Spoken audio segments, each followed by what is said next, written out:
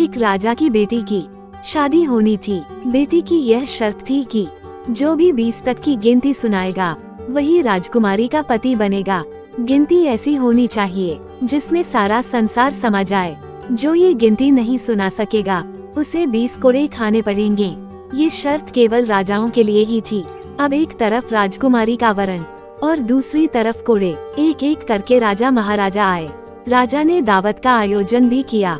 मिठाई और विभिन्न पकवान तैयार किए गए। पहले सभी दावत का आनंद लेते हैं, फिर सभा में राजकुमारी का स्वयंवर शुरू होता है। एक से बढ़कर एक राजा महाराजा आते हैं। सभी गिनती सुनाते हैं जो उन्होंने पढ़ी हुई थी, लेकिन कोई भी ऐसी गिनती नहीं सुना पाया जिससे राजकुमारी संतुष्ट हो सके।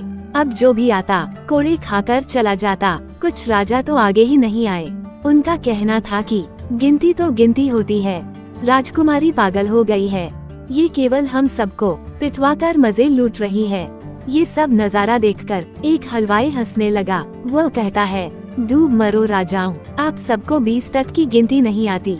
ये सुनकर सभी राजा उसे दंड देने के लिए कहने लगे। राजा ने उससे पूछा, क्या तुम गिनती जानते हो? यदि जानते हो तो सुनाओ।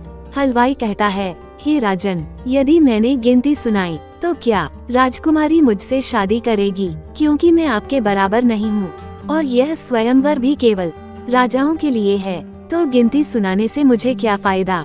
पास खड़ी राजकुमारी बोलती है, ठीक है, यदि तुम गिनती सुना सको तो मैं तुमसे शादी करूंगी, और यदि नहीं सुना सके तो तुम्हें मृत्युदंड दिया जाएगा। सब देख रहे थे कि आज तो हलवाई की मौत तय है। हलवाई को गिनती बोलने के लिए कहा गया। राजा की आज्ञा लेकर हलवाई ने गिनती शुरू की।